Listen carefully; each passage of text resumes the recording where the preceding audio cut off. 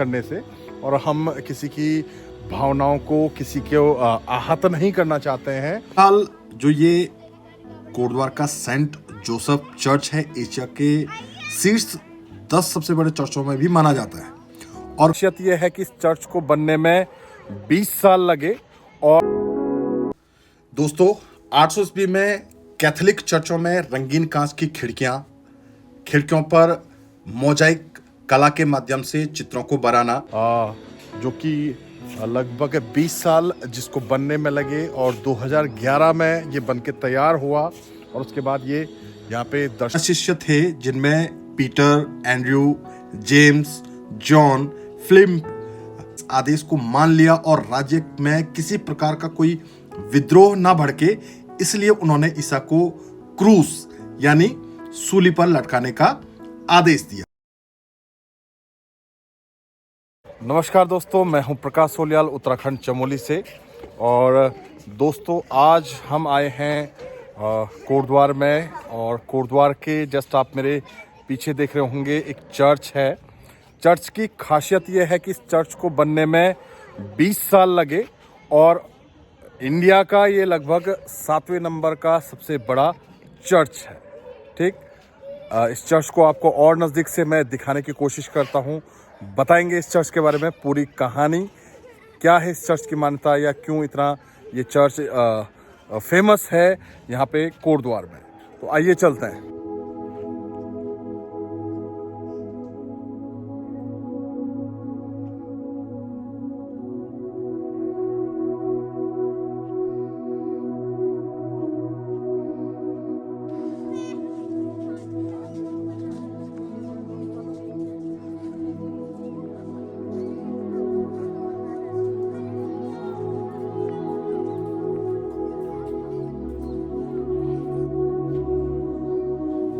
दोस्तों, चर्च के अंदर वीडियोग्राफी के लिए मना किया गया है, तो हम अंदर वीडियो नहीं बना पाए।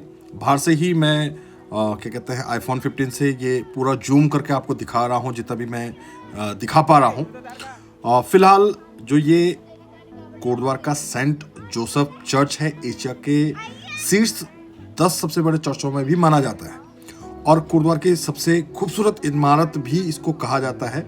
इसको देखने के लिए क्रिश्चियन धर्म ही नहीं, ईसाई धर्म के लोग ही नहीं, बल्कि अलग अलग समुदाय के लोग भी यहाँ आते हैं। और कोटद्वार के सरकारी अस्पताल के पास में ये स्थित है। कोटद्वार पौड़ी रोड पे जो प्रवेश चौक है, लगभग 3.5 किलोमीटर जो दूर है, से सेंट जोसेफ चर्च तक पहुंचने के लिए आपको बिशप हाउस रोड के बाएं मुड़कर यहाँ पर आप पहुंच सकते हैं।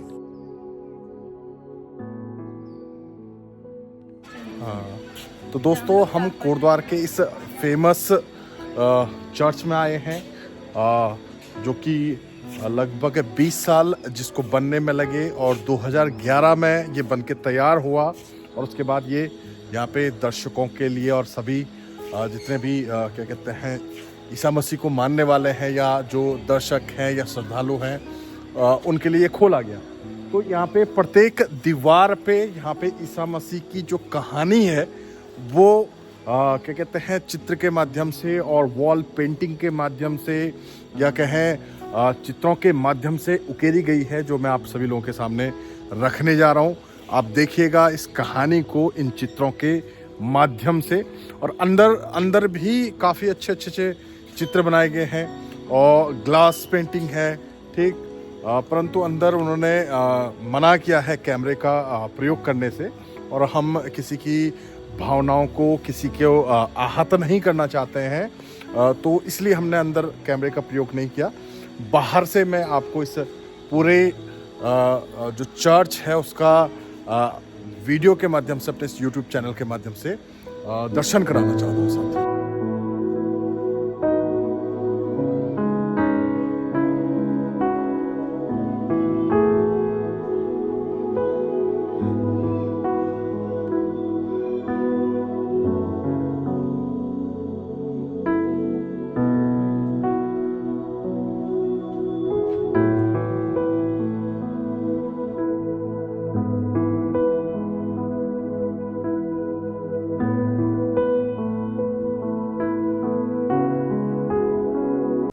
दोस्तों 800 ईस्वी में कैथोलिक चर्चों में रंगीन कांच की खिड़कियों पर मोजाइक कला के माध्यम से चित्रों को बनाना, कांच के छोटे छोटे टुकड़ों को चित्रों के माध्यम से बनाने की पद्धति की शुरुआत हुई।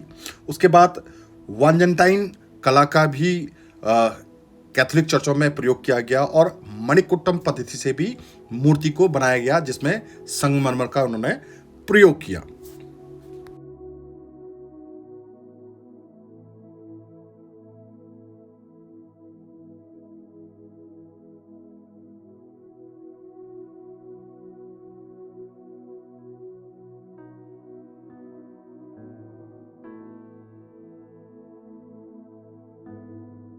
दोस्तों वैसे तो आप ईसाई धर्म या क्रिश्चियन धर्म के बारे में जानते हैं, आपने बाइबल में भी पढ़ा होगा, यूट्यूब के माध्यम से, अन्य वीडियो के माध्यम से भी आपने देखा होगा। फिर भी मैं अपने इस वीडियो के माध्यम से थोड़ा बहुत ईसा मसीह के जन्म, उनके जीवन, उनके त्याग के बारे में बताना चाहता हूं। सबसे पहले जानते हैं कि उनका जन्म कब हुआ है।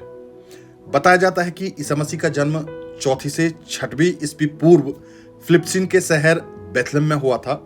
ईसा मसीह का परिवार नाजरत गांव में रहता था। उनकी माता का नाम मरियम और पिता का नाम यूसुफ था, जो कि बढ़ई का काम करते हैं। कहा जाता है कि ईसा मसीह के जन्म के समय उनकी माता कुंवारी थी और यह भी कहा जाता है कि ईसा मसीह के जन्म के एक दिन पूर्व मदर मरियम को स्वर्गदूत गाब्रियल ने दर्शन दिए और कहा कि धन्य है आप, क्योंकि ईश्वर पुत्र की माता बनने के लिए आपको चुना गया है।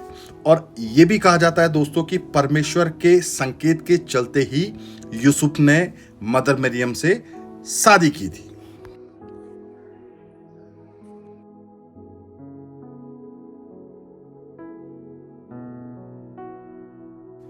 दोस्तों ईसा मसीह खुद यहूदी थे और जब ईसा मसीह लगभग 12 वर्ष के हुए तो यरूशलेम में ही उन्होंने यहूदी पुजारियों से ज्ञान चर्चा करते हुए बताया था।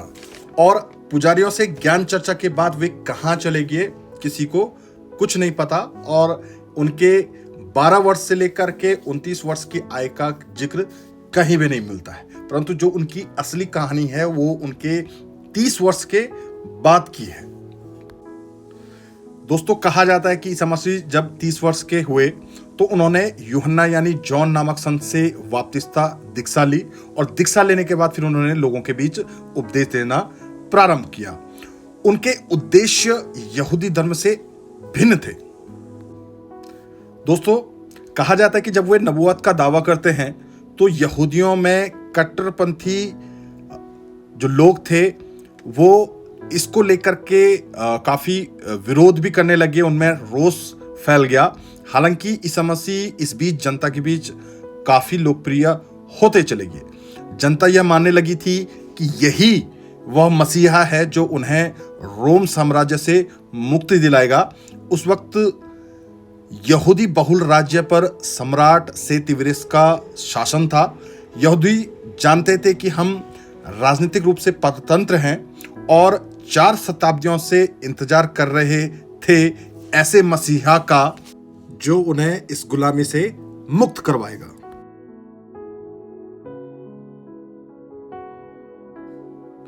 दोस्तों बाइबल में लिखा हुआ है कि जब सन 27 ईस्वी में यूहन्ना बपतिस्मा यह संदेश लेकर बपतिस्मा देने लगे कि पछतावा करो, स्वर्ग का राज्य निकट है, तो यहूदियों की में आशा की लहर दौड़ गई और वो ये उम्मीद करने लगे कि मसीहा शीघ्र आने वाला है।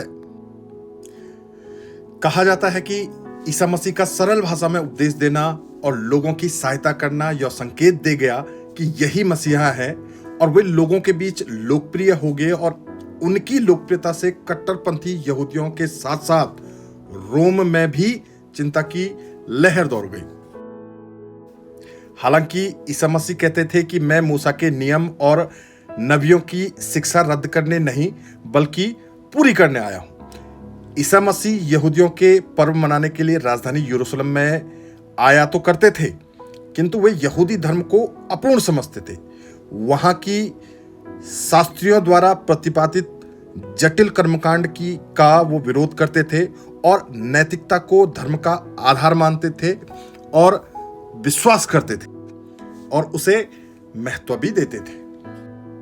दोस्तों, कहा जाता है कि जनता उनकी शिक्षा और उनके द्वारा किए गए चमत्कार को देखकर आकर्षित हो गई, मुग्ध हो गई थी और सबने उन्हें नबी मान लिया था। परंतु तब ईसा मसीह ने स्वयं यह प्रकट किया कि मैं ही हूं मसीहा, ईश्वर का पुत्र, और स्वर्ग राज्य स्थापित करने के लिए स्वर्ग से उतरा हूं। ईसा मसीह अपने संदेश प्रचार के लिए उन्होंने 12 शिष्यों को अपने साथ रखा और उन्होंने उन शिष्यों को विशेष शिक्षण अधिकार प्रदान किए।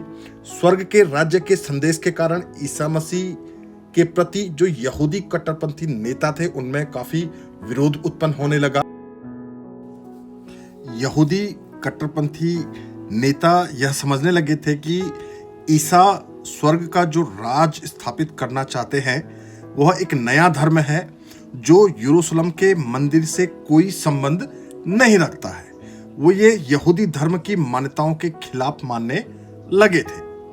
दोस्तों, उनके 12 शिष्य थे जिनमें Peter, Andrew, James, John, Philip, Bartholomew, Matthew, Thomas, संत जुदास, साइमन द जिलोट और मत्रिया थे।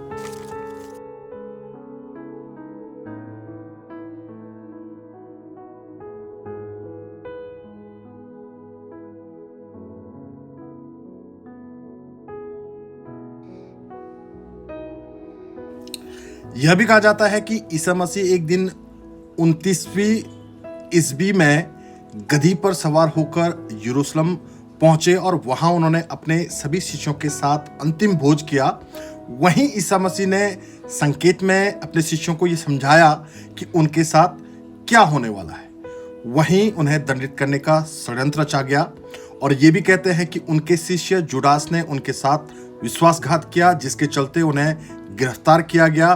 फिर यहूदियों की महासभा में उनको इसलिए दंड का आदेश दिया गया क्योंकि वह ईश्वर का पुत्र होने का दावा करते थे। रोम साम्राज्य के गवर्नर पिलातुस ने दबाववश यहूदियों के इस आदेश को मान लिया और राज्य में किसी प्रकार का कोई विद्रोह न भड़के, इसलिए उन्होंने ईसा को क्रूस यानी सूली पर लटकाने का आदेश दिया। ईसा मसीह को सूली पर लटकाने से पहले उन्हें कांटों का ताज भी पहनाया गया और फिर भारी भरकम क्रूस यानी सूली को उठाने को कहा गया। ईसा मसीह क्रूस को उठाकर वहां तक चले जहां पे उनको लटकाया गया, या वो स्थान जहां पर उनको सूली पे लटकाया गया। ईसा मसीह को जिस जगह पे लटकाया गया वह स्थान गोलगोथा नाम से जाना जाता है।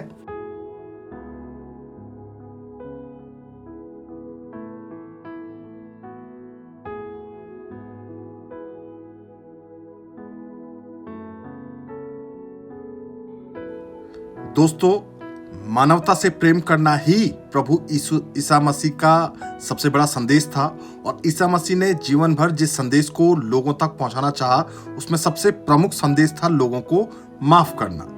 अपनी मृत्यु के समय भी ईसा मसीह ने भगवान से प्रार्थना की कि हे ईश्वर, मेरे हत्यारों को माफ करना क्योंकि यह नहीं जानते कि ये क्या कर रहे हैं।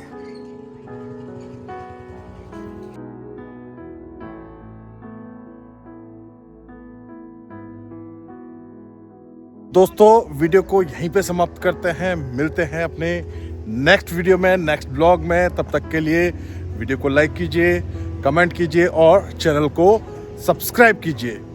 तब तक के लिए धन्यवाद। जय हिंद, जय उत्तराखंड, जय देवभूमि।